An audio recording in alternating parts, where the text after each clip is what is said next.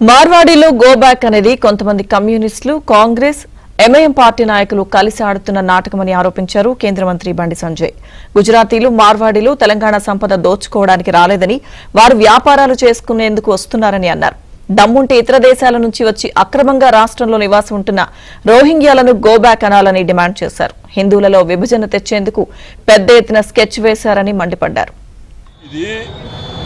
కొంతమంది కమ్యూనిస్టుల ముసుగులో కమ్యూనిస్టుల జెండా మీద కాంగ్రెస్, బీఆర్ఎస్, ఎంఐఎం పార్టీలు కలిసి ఆడుతున్న నాటకాలు ఇవాళ గుజరాతీలు హిందూ ధర్మాన్ని, సనాతన ధర్మాన్ని కాపాడే వ్యక్తులు కాబట్టి వాళ్ళందరూ భారతీయ జనతా పార్టీకి అనుకూలంగా ఉంటారు, హిందూ ధర్మానికి అనుకూలంగా ఉంటారని చెప్పి ఒక ప్లాన్ ప్రకారం ఇదంతా జరుగుతున్నది.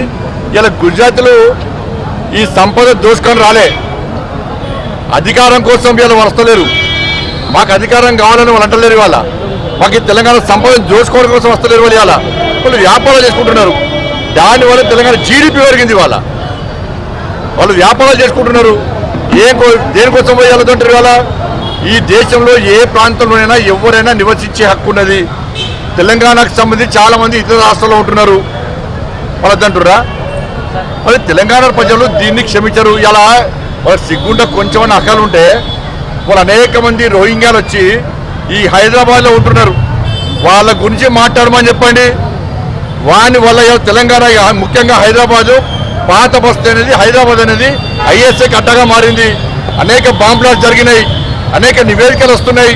ఇవాళ ఇతర దేశం నుంచి రోహింగ్యాలు వచ్చి ఉన్నది. ఇలా బీఆర్ఎస్ పార్టీ షెల్టర్ ఇచ్చింది, కాంగ్రెస్ పార్టీ పెంచి పోషిస్తున్నది. వాళ్ళ వల్ల థ్రెట్ ఉన్నది.